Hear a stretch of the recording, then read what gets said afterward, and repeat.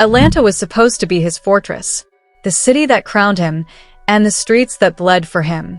But less than 24 hours ago, the unthinkable happened.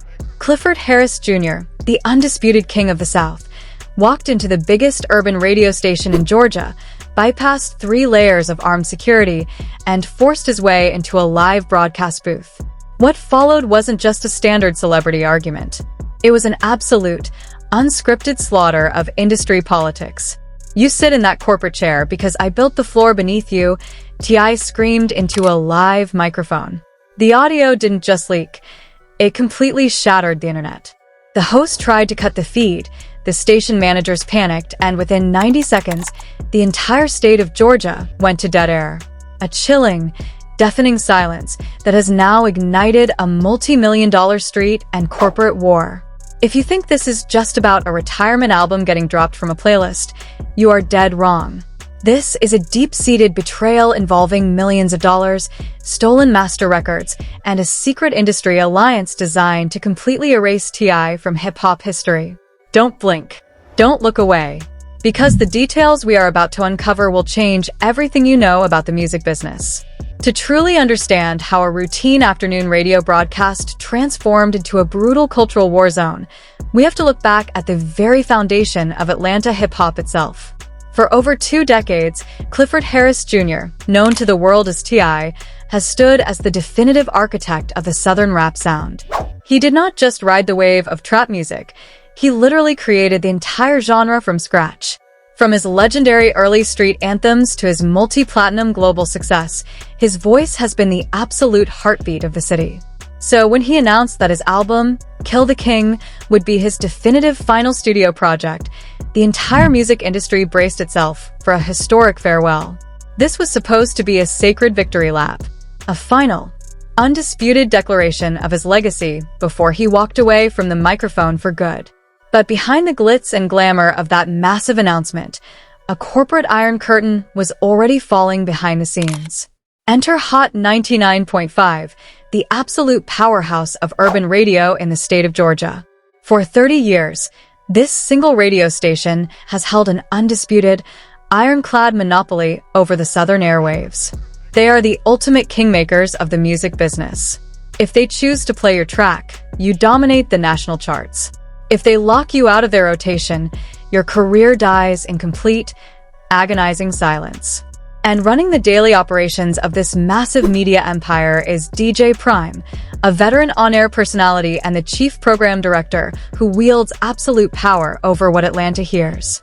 For 20 years, T.I. and DJ Prime were viewed by the public as an unbreakable brotherhood. They came up in the exact same era, shared the same inner circles, and publicly defended each other through countless personal, legal, and professional storms. But in the high-stakes, multi-million-dollar world of corporate media, brotherhood is often nothing more than a profitable illusion. The first major sign of trouble arrived the very week Kill the King was officially unleashed to the public. While independent streaming platforms were completely exploding with traffic, the local Atlanta airwaves remained shockingly dead. There were no morning show countdowns, no late-night club mixes, and absolutely zero radio spins. In T.I.'s own home city, his final artistic statement was being systematically erased from existence, as if it never occurred. Insiders close to the Grand Hustle empire claim that T.I. initially tried to handle this blatant disrespect through traditional, quiet corporate channels. His management team fired off urgent emails, demanded high-level board meetings, and looked for any logical explanation for the sudden media blackout. But their frantic inquiries were met with a chilling, total silence from the executive suites. That is when the street rumors began to mutate into something far more sinister. Whispers spread through the Atlanta underground that corporate network heads had secretly placed a permanent, total ban on the entire project. Some industry insiders claimed the station was terrified of the album's aggressive, anti-establishment lyrics. Others suggested that major corporate advertisers had threatened to pull millions of dollars in funding if the station supported an artist who refused to be tamed by the industry matrix.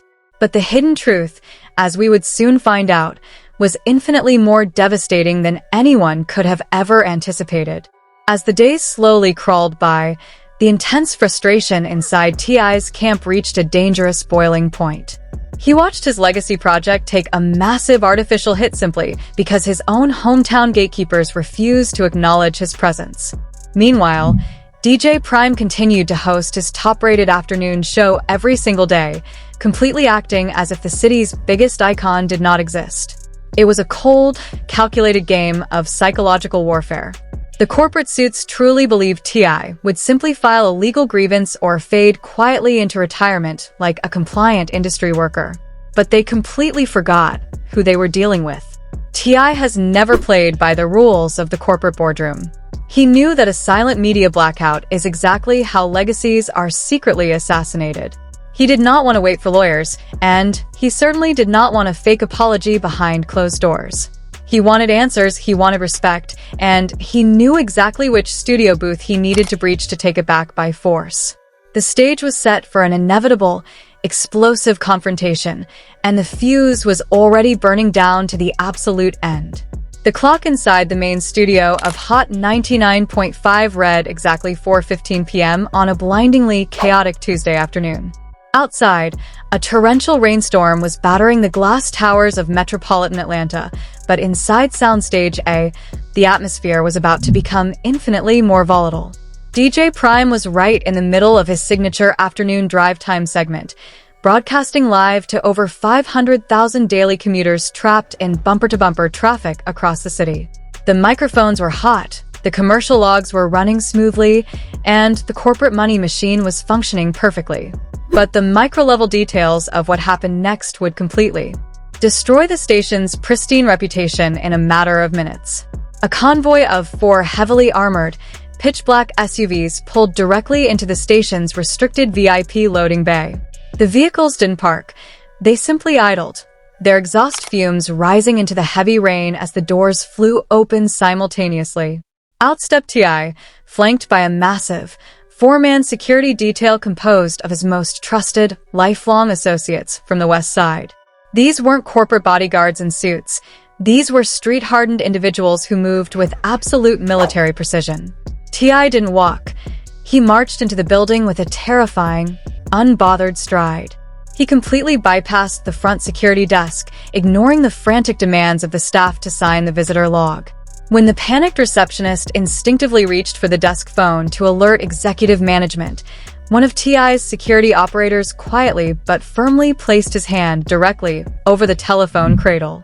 The silent message was absolutely undeniable. Do not make a sound and do not press a single button. Before anyone in the building could execute a lockdown protocol, T.I. reached the heavy, soundproof acoustic doors of Soundstage A.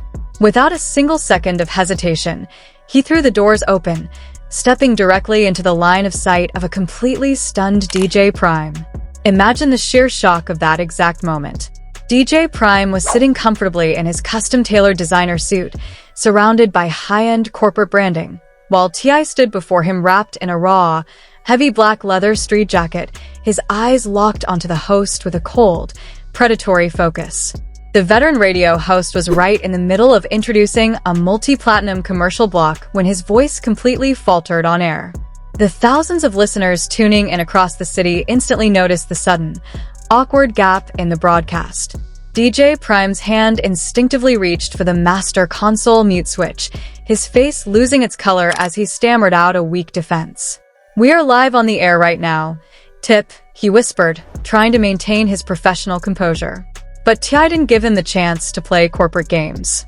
"Leave that microphone exactly where it is," T.I. boomed, his raw, uncompressed voice cutting straight through the airwaves and exploding into the speakers of 500,000 cars across Georgia. The studio engineer inside the adjacent glass control room froze completely, his hands trembling over the audio faders, entirely paralyzed by the sheer threat of violence vibrating through the glass.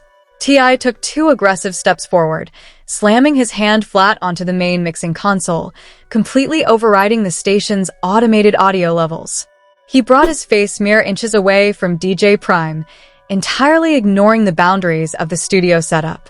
He didn't just demand to know why his final retirement album, Kill the King, had been completely banned from the local station's rotation. He opened a deep, generational ledger of industry corruption. You sit in that comfortable corporate chair today because I built the literal floor beneath your feet, T.I. growled directly into the hot microphone. I gave the station its very first exclusive hits. I generated millions of dollars for this network when you were nothing but a local mixer. You do not get to ban the king in his own kingdom unless you have been bought, paid for, and systematically compromised by the highest bidder. As DJ Prime desperately attempted to shift the blame, claiming that the playlist decisions were executed remotely by high-level regional executives stationed in New York, T.I. reached into the inner pocket of his leather jacket. This is where the entire narrative shattered into a million pieces. He pulled out a folded, neon-bright sheet of paper and slammed it flat against the glass window of the engineer's booth for the entire staff to see. It wasn't a corporate letter, and it wasn't a standard legal grievance. It was a certified, verified copy of a private bank wire transfer receipt detailing an astronomical, six-figure financial deposit made directly into an offshore shell account controlled by DJ Prime's immediate family. The source of those secret corporate funds was a massive, rival multinational entertainment conglomerate that had been actively trying to violently acquire T.I.'s independent music catalog for a fraction of its true value. The realization hit the listening audience like an absolute tidal wave. The media blackout of Kill the King wasn't a creative disagreement or a programming choice. It was a hostile, well-funded financial blockade designed to artificially tank T.I.'s independent numbers and force him into total corporate submission. DJ Prime wasn't operating as a program director. He was acting as a paid corporate operative to destroy a legend's final legacy.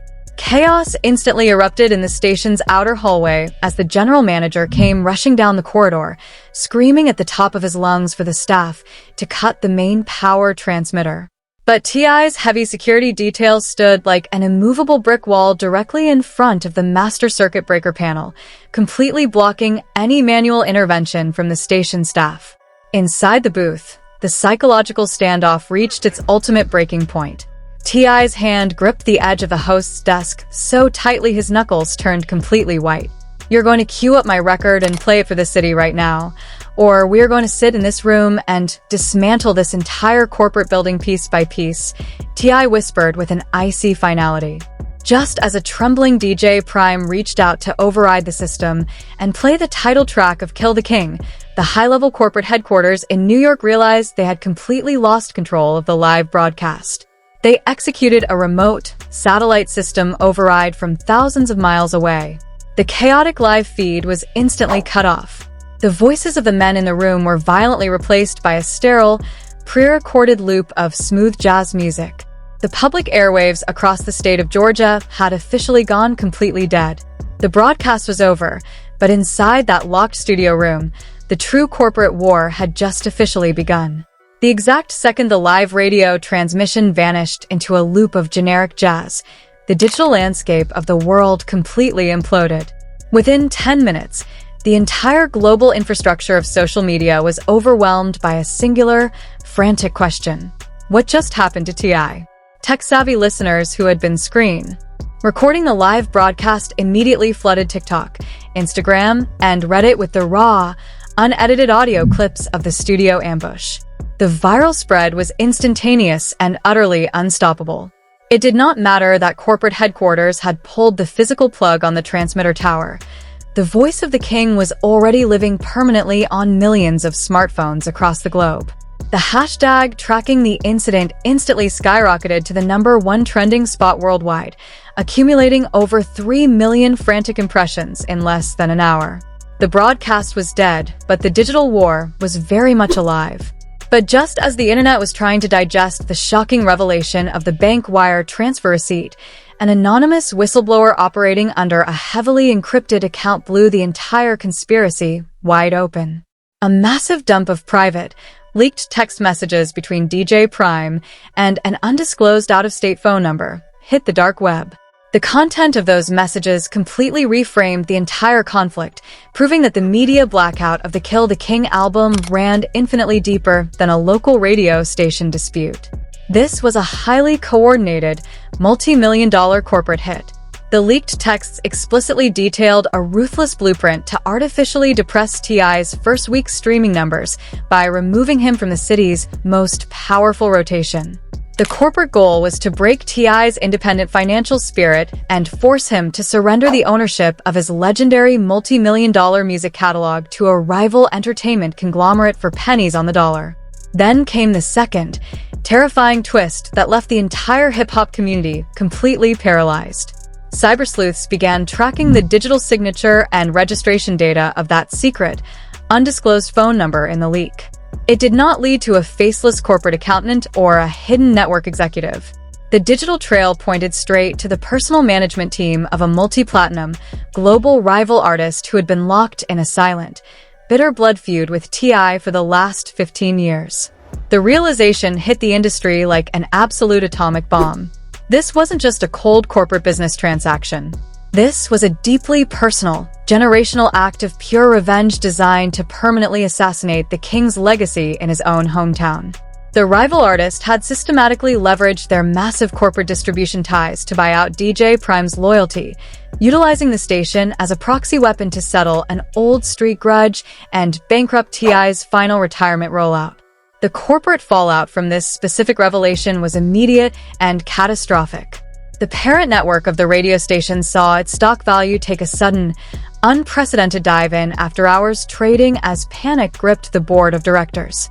Massive national corporate sponsors found their official social media pages completely overrun by millions of furious hip-hop fans demanding an immediate explanation for the corrupt media censorship.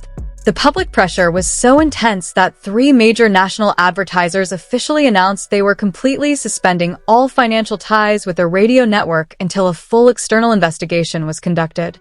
The corporate executives were trapped in a total nightmare of their own making. They issued a frantic, late-night press statement desperate to calm the waters, claiming the entire situation was an unverified event and that their programming decisions were strictly independent. But nobody was buying the corporate lies. The evidence was too loud, the text messages were too clear, and the streets were already demanding absolute accountability. T.I. himself chose that exact moment of absolute chaos to strike his next psychological blow against the industry matrix. His official management team completely wiped his entire digital presence, deleting every single past post and replacing the content with a singular, highly ominous graphic image. It showed a burning royal crown melting over a corporate radio mixing console, accompanied by a precise digital countdown timer ticking away the seconds in real time. Insiders close to the grand hustle empire began quietly whispering that when that clock hits absolute zero tonight, T.I. isn't just releasing a statement. He is preparing to unleash the full, unedited, 3-hour master recording of everything that transpired inside that locked studio room after the public airwaves went completely dead. A recording that allegedly contains explicit, horrifying confessions that will permanently destroy the careers of the most powerful executives in the music industry. The entire entertainment business is currently frozen in absolute terror, waiting for the clock to strike zero. The question is no longer about a banned album. The question is, who will survive the fallout when the true king finally lets the world hear the rest of the story?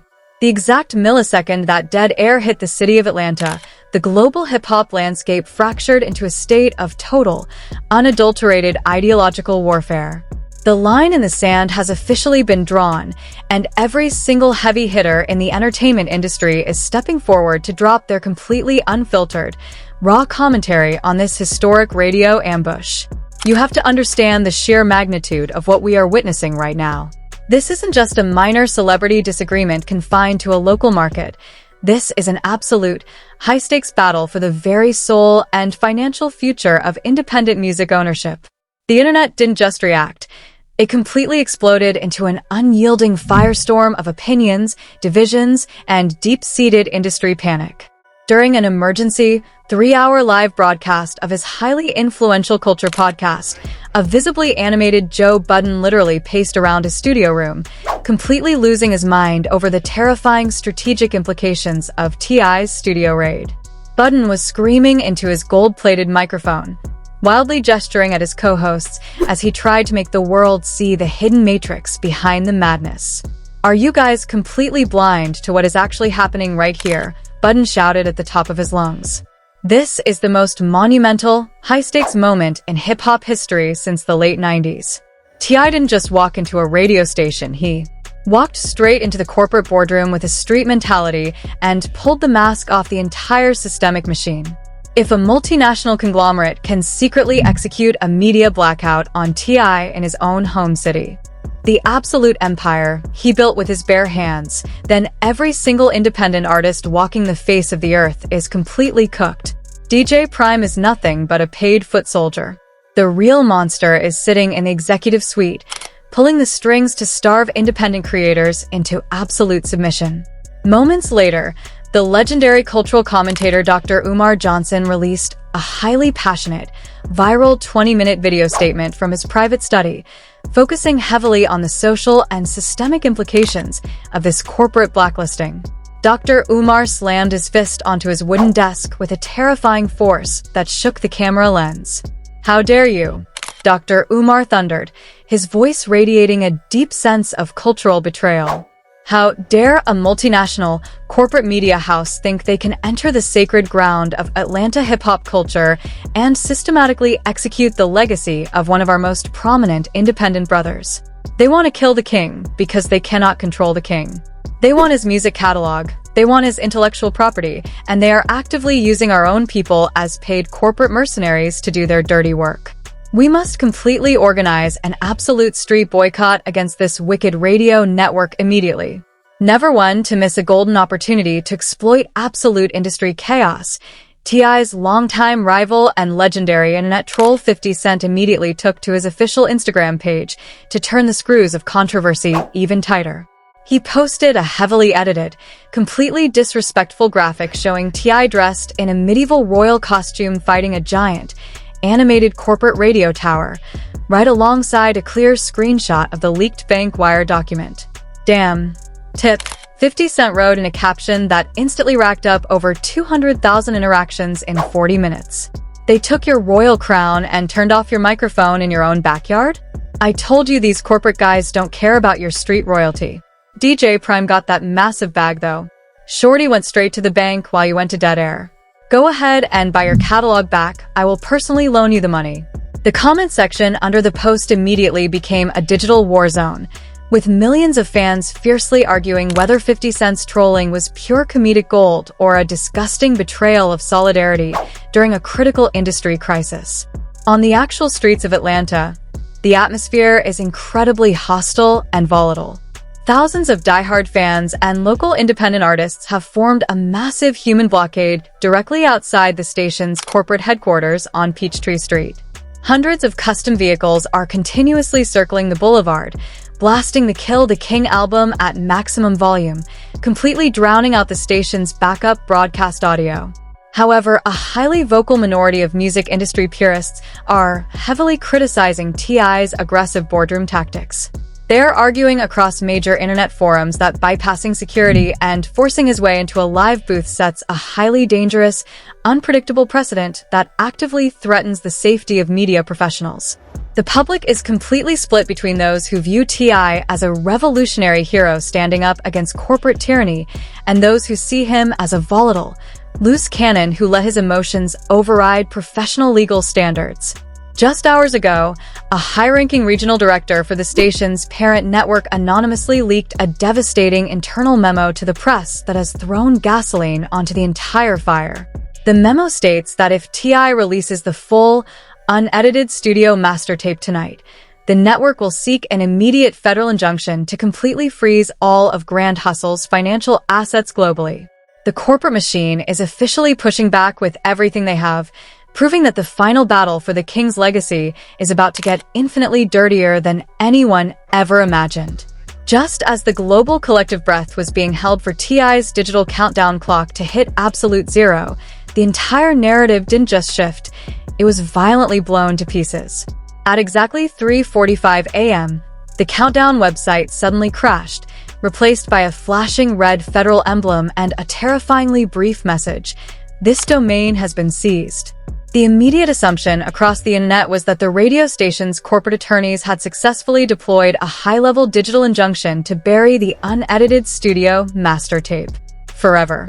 But within 20 minutes, A highly classified document leaked from an anonymous cybersecurity operative inside the Atlanta federal courthouse revealed a truth infinitely more terrifying.